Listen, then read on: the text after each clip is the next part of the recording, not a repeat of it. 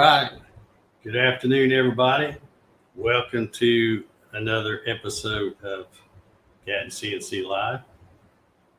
I am out here in my toasty shop.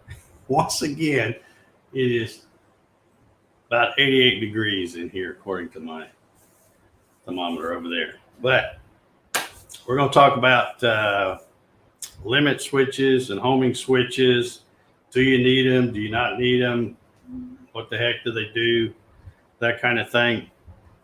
But before I get started talking about that, I want you guys to tell me in the comments here how many of you have homing / limit switches on your Gatton CNC.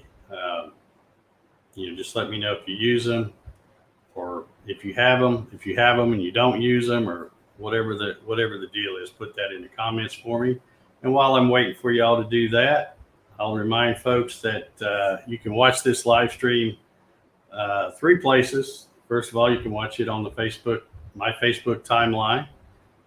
It's public, so anybody that's passing by can see it and watch it. You can also watch it in the Gatton CNC Facebook group. That is, a private group. We've got like 1,300 and some odd folks in there, so you can watch it there. Or you can go to the website at davegatton.com, and while you're there, it's getting hot because you can hear I don't know if y'all heard that. There's some thunder starting to roll around back there. So hopefully I don't get knocked off here. But anyway, you can go to the website. Once the video starts, you can click on the lower right-hand corner. This thing says YouTube. You can click on that and say, watch on YouTube, and it'll take you right to my YouTube channel, and then you'll be where you can comment in the live chat. So any of those 3 places. But I'm happy that you're joining me. Also, I've got a new mic here today. You notice I'm not wearing the headset here, so I'm hoping y'all can hear me. I tested this mic, and Javi was with me in here the other day. He said it sounded pretty good. So I'm hoping that as I get up and move around and turn around, it will still pick up good enough. If not, just let me know. Let's see. Let me see what kind of comments we're getting here. We got Earl Walker says, afternoon. Paul Stewart, looking forward. Okay. Mark Bixel. Hey, there's the guy I was just talking about. Here, Kevin Else. Doug Sisk, how you doing, buddy? Let's see, Steve Nealon, Landis Stutes. Let's see. Misplaced his measuring tape. Man, I have about a dozen of those things. I do. Okay, Paul Stewart says he uses them on both of his machines. Dave Matthews says he uses homing switches, but not limit switches. He uses software limits. That's a good deal. Homing switches only, says Kevin Harder. Landis says, I have them on both machines, and I use them as I go to home after each car. Okay. Got them both on the cam, laser, and engravers. Only have homing on the Gatton, never needed more. Okay. Larry says he has them and he used them. All right. Earl's bottom, hadn't installed them yet. Paul says volume is good. Okay, so yeah, if it gets confirms. And Earl, okay, so if you just have any problem, let me know, because if something happens, I can always switch back to the little Bluetooth thing. All right, so what I want to show y'all today is I have homing switches. I have a very simple setup. I have 3 switches. A lot of people will put 6. They'll put 2 on each axis for the limits on both ends and stuff like that.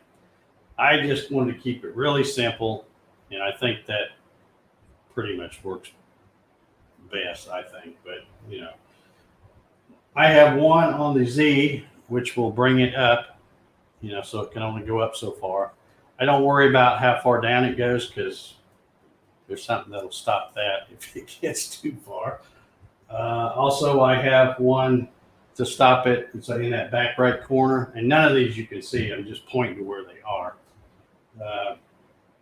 But there's one back there for the y-axis, and actually, I've even got it slid forward probably about 8 or 10 inches because I never really run anything all the way back. So just so it doesn't waste time going that extra few inches.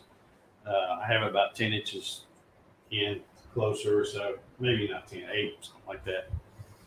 And then of course I have one over here on the right side to stop the X. So what I'll do is I'll flip this on. It may get a little bit noisier here. Just make sure I got this turned on. And I will bring all this stuff off of those switches just a little bit so you can see. Because now if you watch right there, when I hit reference all home,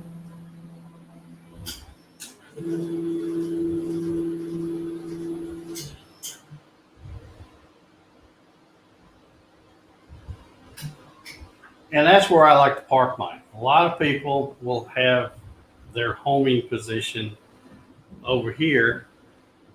Man, it's really starting to rumble out there. I hope I don't get a big lightning pop and wipe out all this stuff I got on out here. But a lot of people put them on the lower left-hand corner. It doesn't really matter where you put what you want to call home, as long as your machine knows where it is. In my case, I like to have it in that back right, because whenever I'm done working on something, all I got to do is reach over here and hit reference all home, and while it's poking its way back, I can unclamp it and do all that. And it stays out of the way, and then I have this big flat surface I can put lots of junk on. Anyhow, I wanted to show you, like I said, my little teaser thing said our homing switches and limit switches. Do you really need them? And of course, the short answer is no. You don't really need them. They're not a necessity. They're kind of what I would call a bell and whistle. They're nice to have. In fact, sometimes they're really nice to have. But if you don't have them, you can get by without them. If you just use your head a little bit, you can figure out ways to avoid some of the problems that can occur when you don't have them. But I wanted to, if there's anybody out there who's doing their build and haven't got to that point where they put them on, they're maybe not even sure they want to put them on, I'll just kind of show you a couple of the advantages of having limit switches. And then you can decide whether you want to put them on or not, because I'm also going to show you some stuff about not having them. But, all right, so I've just turned this on. I've referenced all home, and it's a home position now. And I know you guys probably can't see this, but this says all zeros. That's the machine coordinates. And, of course, my work coordinates have some crazy numbers in there, and that's whatever it was the last time I used it. So, but your machine coordinates should always say 0 after you've phoned it. So now what I'm going to do, and I've got another camera set up right over here, so I'll be switching to that in just a second. But I'm going to jog this way over here to this other corner towards the lower left. And again, as I turn around, if you can't hear me, let me know, and I'll try to stop doing it. All right, let me go ahead and switch to this other camera that I got set up here. I wish they had a quick button to do this. But I've got a series of holes. Yeah, you can see my hand. So I got some holes right here that I put in my machine. I stick old router bits in those holes, and I can use that as a kind of a guide to put something parallel to my x-axis. But I'm going to come up here, and I guess I'd better put my glasses on for this so I don't crash something. I'm going to come down here, bring this down close, and I hope you guys can see that hole. It's right here. And I'm going to hit the tab key and bring out my pendant and change this jog mode so that it's in step. And then I can just real slowly move it over. Let me see. Yeah, I guess you guys can see what's going on here. I'm going to try to bring this down and line it up with this hole.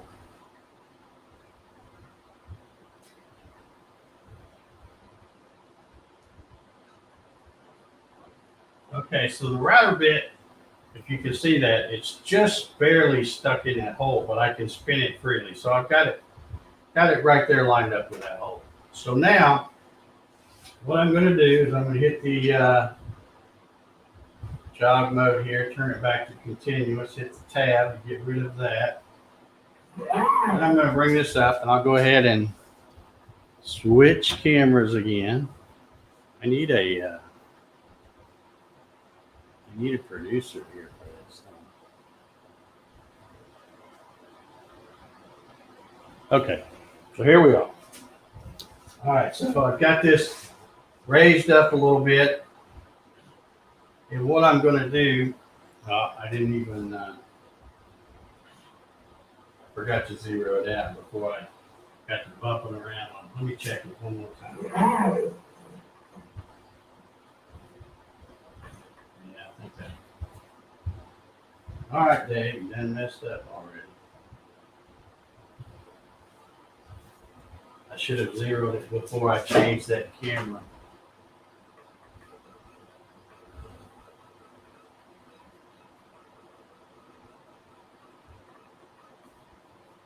Okay, so there we are. We're back in the hole. Now, before I get carried away again here, let me change that, hit the tab, get rid of that, and I will zero out the X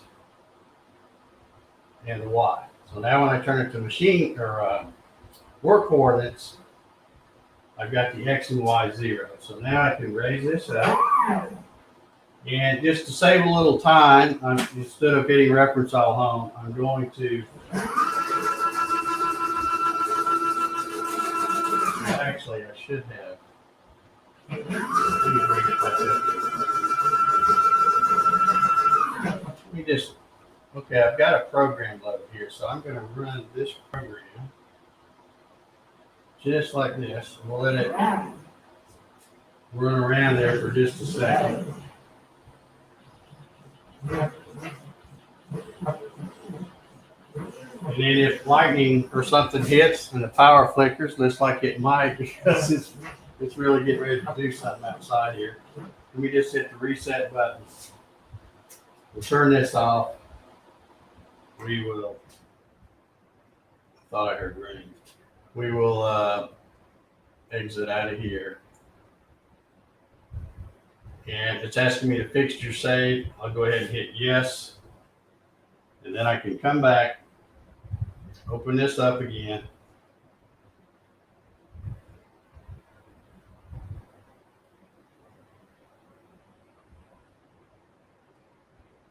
Go ahead and load that program.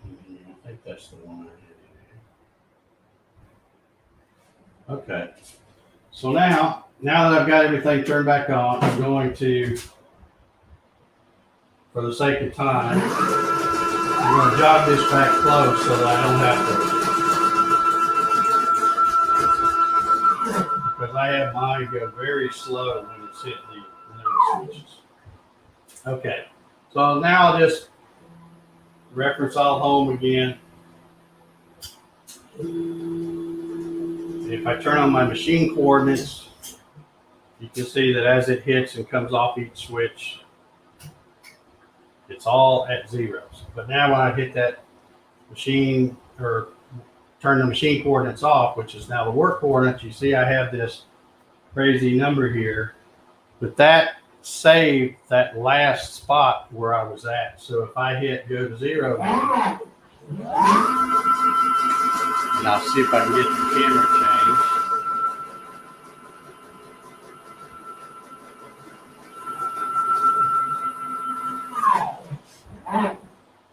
Okay, if I bring it on down, you can see that it's right in that hole, so it remembers that spot. So if you're running a job, and it's a long job and you need to stop for whatever reason, limit switches make it real nice because you don't even have to be, that careful about where you park it when you in for the night. You can pretty much just shut it off, leave it anywhere. Now, like I said, if I hit this reference all home now with it way out here, you can see how slow I have it moving. It's only moving about 50 inches a minute, which is pretty slow, really. But I have it that way because if you run it slow on your limit switches, I feel like when you got mechanical switches, you're going to be more accurate, because if it's going too fast, it might, too fast, you may even go all the way past them. So I like to run it like that. Okay, now we'll go ahead and stop that before it gets all the way back there. So that's one nice thing about having limit switches. You're never lost if something happens. You can always make sure you save that G54, and whenever you turn it on, send it home, and then go tell it to find that G54, which is the last saved place, your work coordinate. It will always go right to it. So makes it super nice and easy. But if you don't have limit switches, and I ran machines for years without them,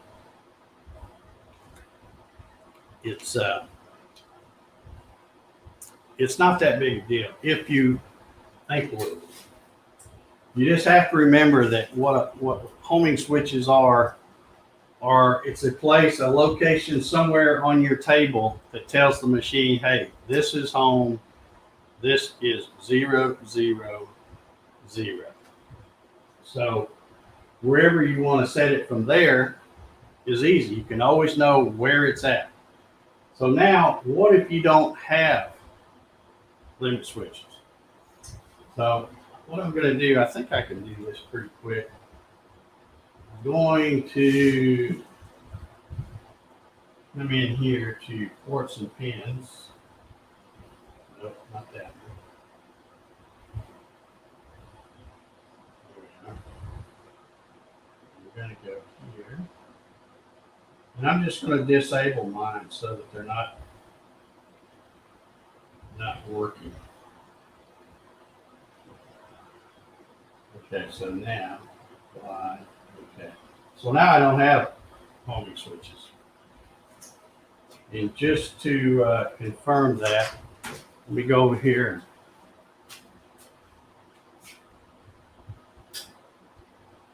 click that one, and it didn't do anything. So now if you don't have homing switches and you want to run a job, let's say we're going to run a job at, we use this hole right here, I guess.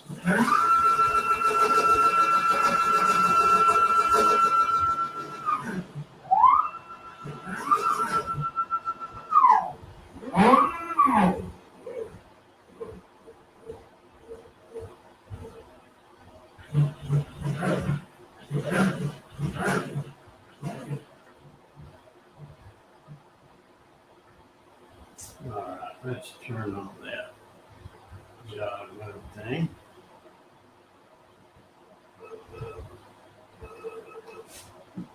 Try to get out of the way so y'all can still see.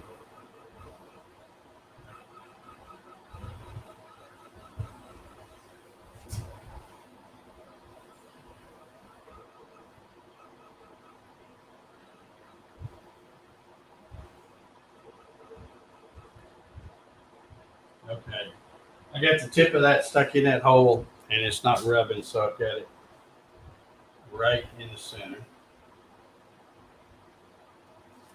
So typically if you were running a workpiece, I'm gonna make sure I keep that bit out. So we're just gonna be playing around with air anyway. So, but it's right over this hole. So if this is where, we'll just use this thing here, like this is going to be the lower left-hand corner, we call it right here. Something like that.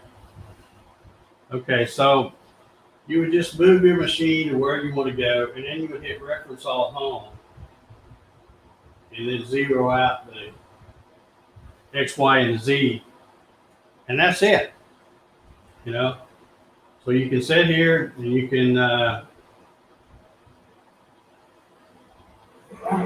run your program.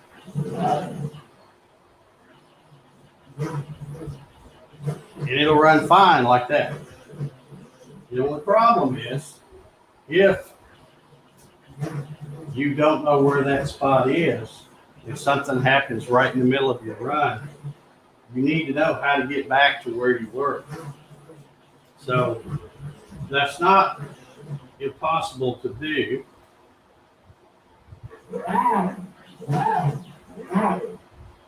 Because if you just think a little bit, you're thinking, well, if this, you know, when you start, and it for a little small job, it probably won't matter.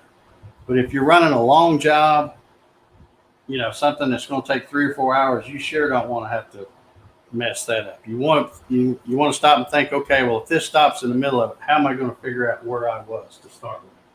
You know, one way is easy is you could say, let's say I've got this hole over here, and I don't even know where it is in relation to here, probably about 4 inches, something like that. But when you set your Z here, if you've got a bigger blank where you can put a spot, or it doesn't even have to be on the blank, it could be on the table for that matter. You just have to put a spot that you know that you're going to call home position. And then when you move it to that hole and you come over to set your 0 for your workpiece, you just have to know what that is. If it's, you know, if you're jogging it over a little bit, you know, all you have to do is write those numbers down and you can find it. Because, you know, you only have to know what your starting work 0 is from wherever you're calling your home 0. And again, that can be on a place on the table. It can be a piece in the frame of the scrap. I can show you something that I've done. At least I think I can. I think I've got it on here. Yeah, let me just share this screen right here.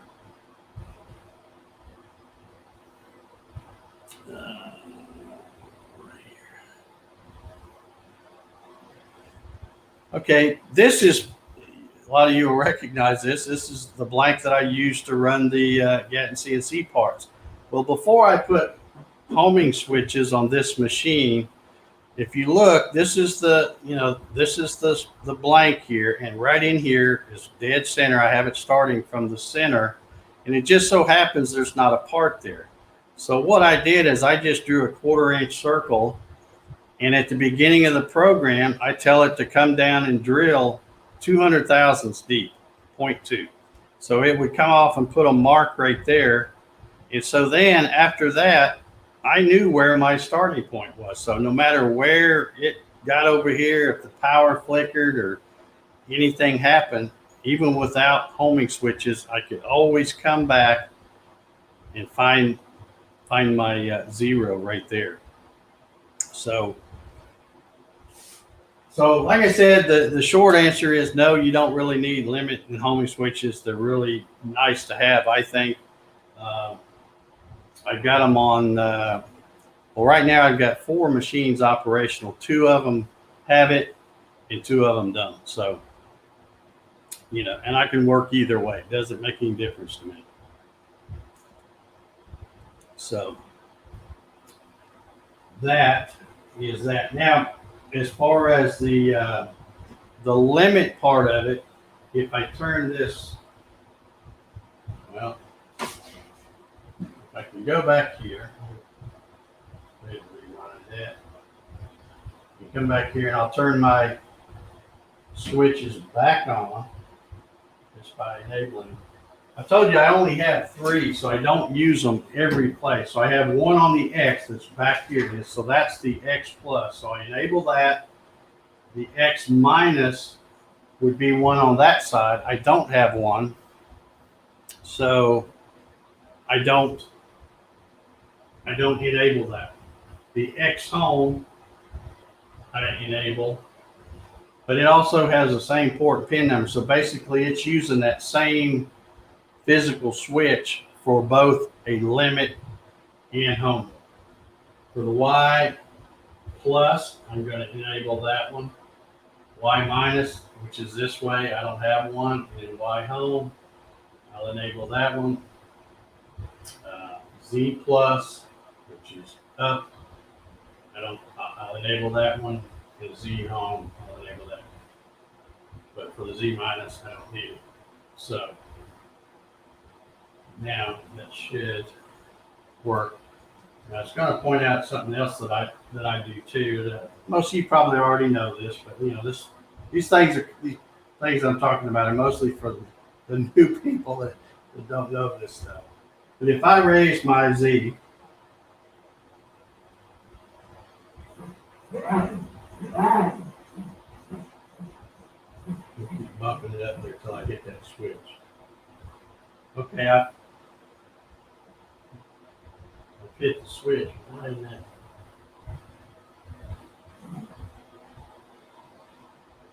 I got something else going on. Okay, there it tripped the switch. You could probably heard it hit that switch. There's also a button, and I will show you where it is. If you come over to here, and of course this thing I'm sharing is not my this one, the one that's working it. But if I turn that on, auto limit override, then once I hit a trip a switch, I can drive it right back off of there once I clear that. So that makes it really handy, because if you don't have that on, once you trip it, then you've got to manually turn the screw or whatever to get it off. But all you got to do is come to that this auto limit override, and that will allow you to drive back off. Hopefully you didn't drive on it so fast that you mashed it, or if you got a roller one like mine, you didn't bend a little arm or something. But that's always a handy little thing to know. So let me get this back out of the way here.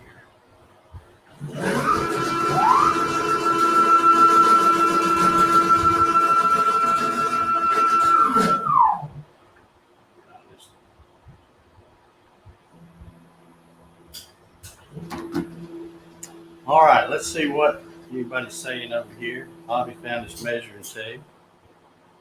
Patrick made it to a Gatton CNC live feed. Yeah.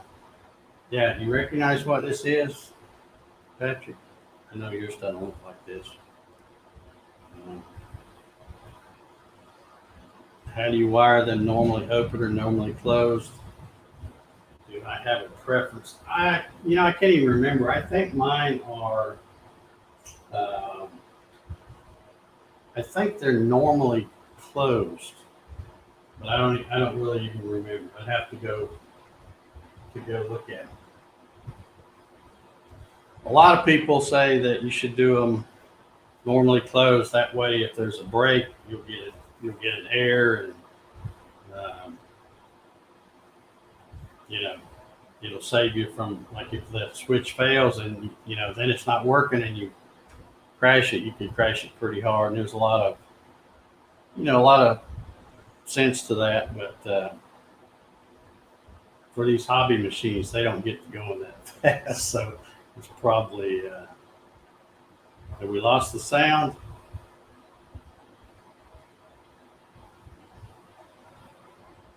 Or maybe just Earl lost the sound. Can everybody else still hear me?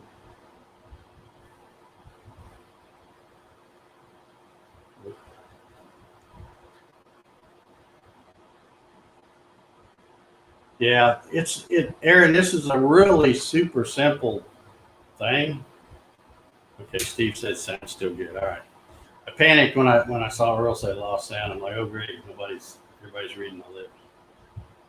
But yeah, the whole thing is just super easy. And even if you don't use a place on the machine table or something, like say you're going to this is a blank you're going to cut, and you're going to cut out a rectangle, and this is your starting blank, and you've got clamps here or whatever. If you've got, let's say you've got an inch border that's just going to be skeleton that you throw away, and you want to set your center as your starting point here. So you can set this, and then you can just jog it. And the easiest way to do, I like to use MDI commands and make it something easy, so you don't even have to write the number down. Like make it like if it's 4 inches or 5 inches or 4.5, make it something that's a nice round number. If you can, so that you don't even have to write it down. Of course, for me, I'd probably have to write that down anyway. I'd forget it. But then if something happens, you just come find that hole, and you know that you're 5 inches from there to here. Or, a lot of times I'll put one down here in the corner. So I'll say, okay, in fact, I've got fixtures that I've made where I've got a hole right here, and I've even got an engraving on the fixture that says X5 Wi-Fi. So I know that I can set this hole, and I know that where I want to start, and it's ones I made for guitar bodies, where I want to start. So I set the 0 here, then I raise it up and I say, do an MDI command, say X5 Wi-Fi, and it'll come here. And then I can stick the body in there and go from there. So really, really pretty simple stuff. So anyhow, Rusty said he wants a CNC lesson. You know where I live, buddy. You've been here. You've seen this stuff. Come on. I can have you running any one of these in 5 minutes. So, all right, guys. Like I said, these things are going to be short and sweet. I've been on there about 35 minutes, and it's we're fixing to have a gully washer. I think I don't know if you can hear that thunder. It's been thundering the whole time I've been out here. So I'm going to go ahead and sign off, get this stuff out of here. I figured I wouldn't have time to do it along with this one without making a real long thing. Also, let me show something else real quick here.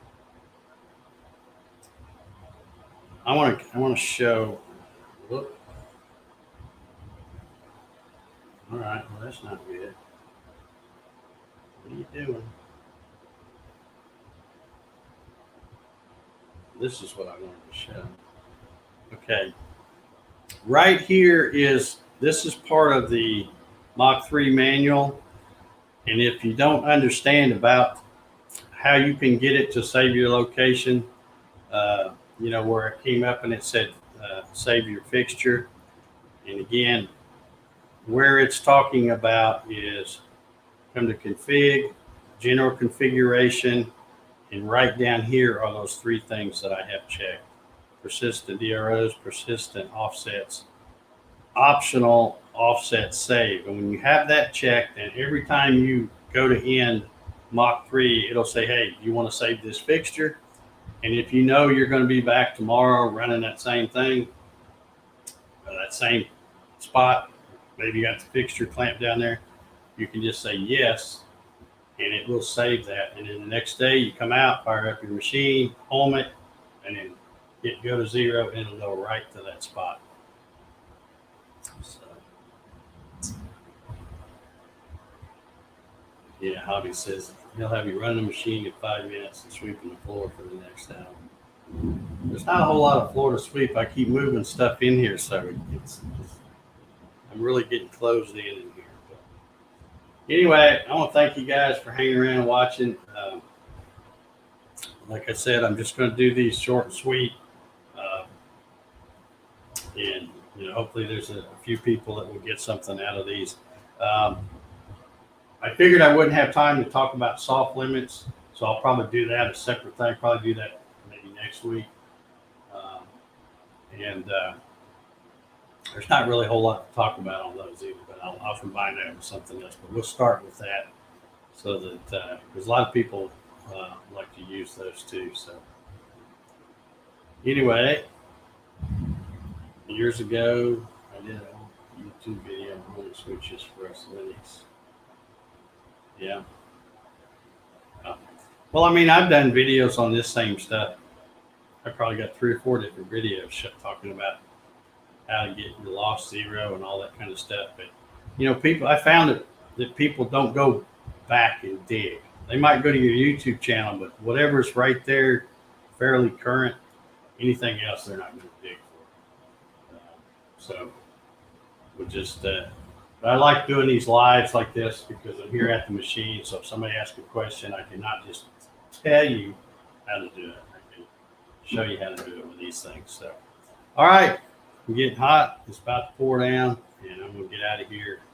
So everybody have an awesome Wednesday, and we will see y'all next week. Come see me on the coffee session. See y'all.